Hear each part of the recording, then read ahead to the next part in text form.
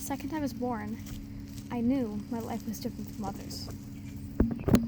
I was the daughter of the leaders of my herd. It took me a moment to stand to my legs after my mother did.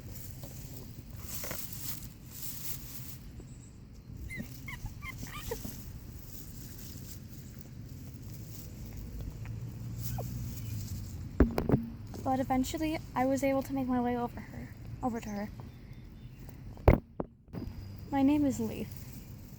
My mother's name is Honeybee, but she prefers for people to either call her Honey or Bee.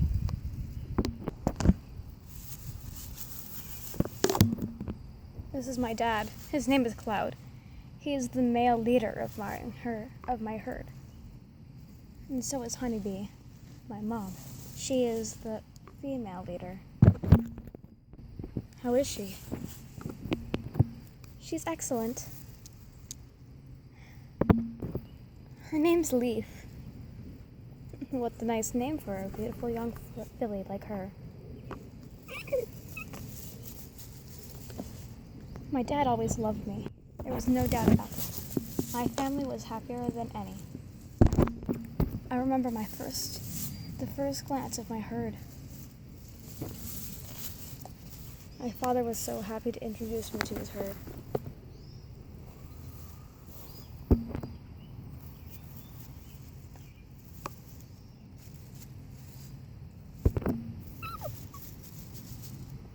This is Lava. She is one of the nicest mares I've ever met, besides my mother. This is Magma. He is quite the nice stallion, if I do say so myself. This is Picasso. Next in line for leader of this herd, until I grow up. This is Picasso's foal, Van Gogh. He is a nice colt. This is Oreo, Picasso's mate. This is Spirit. He saved me from Bobcat once. This is Faye. She is gentle and kind. I could refer to her like a flower. This is Chestnut. He's more of the type of stallion who's full of himself, who always accomplishes himself of finding some grass in the field when it's surrounding us. My dear herd, meet my daughter, Leaf.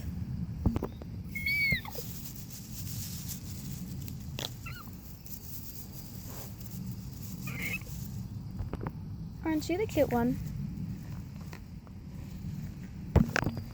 Van Gogh never really liked me. He always thought that I got special treatment just because I was the leader's daughter. Ew, why is she so tiny? Why did she get special treatment? She's just been born.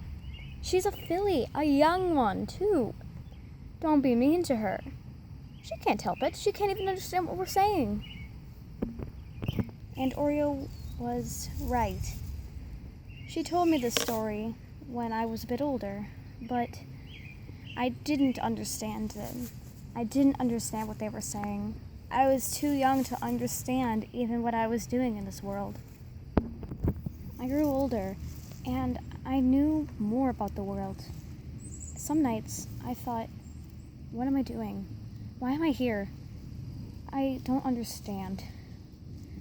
How was I born? What is life? How is life created? I used to stay up for nights and think about this all over again, over and over and over again. Most nights, I usually drifted off to sleep.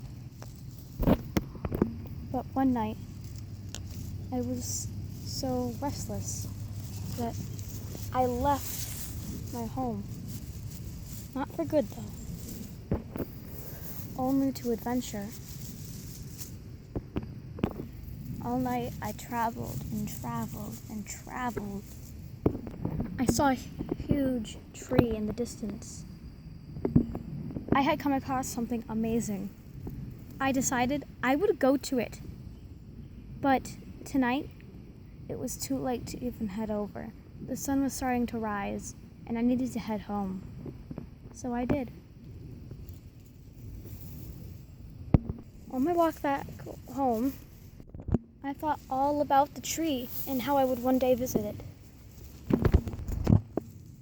As I went back home, the sun was just barely almost up completely, almost over the horizon, when I quickly ran back into my spot and cuddled against my parents, acting as if I had gotten plenty of sleep.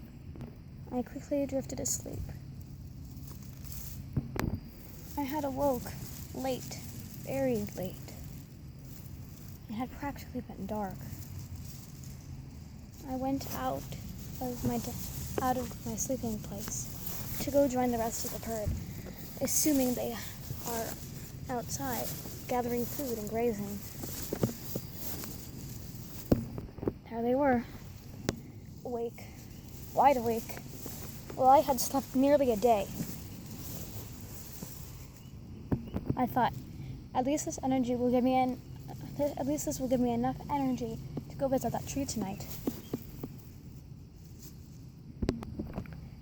Good afternoon, sleepyhead. You slept all day. What kept you up last night? I'm sorry, I couldn't get to bed from really late. I got to bed really late last night, and I'm sorry. There's nothing to be ashamed of. It's all right. We all get bad sleep every once in a while. Yeah. I had gotten away with it. I decided I would probably go to the tree tonight. I didn't care if anyone caught me. They'd probably suspect I was just grazing and trying to get some food because I was hungry. I walked over to a patch of grass near Chestnut. They started to graze.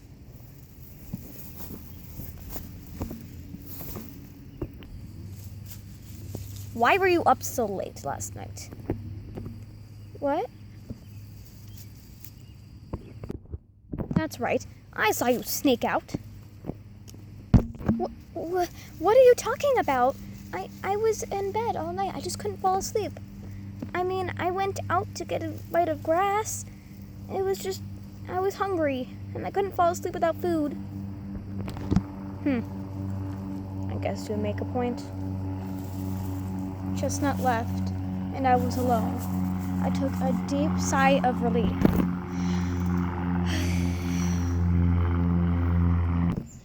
That night, I again snuck out as soon as my parents fell asleep.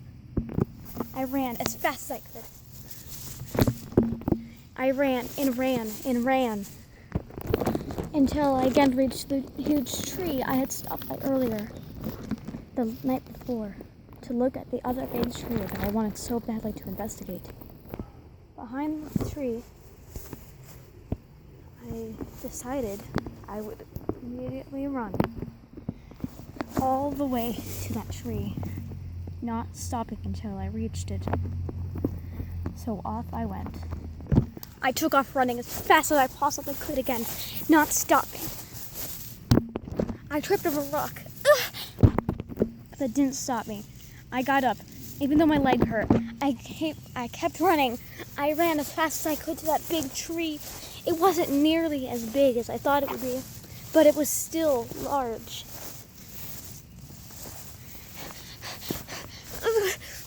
I tripped again, and I kept running.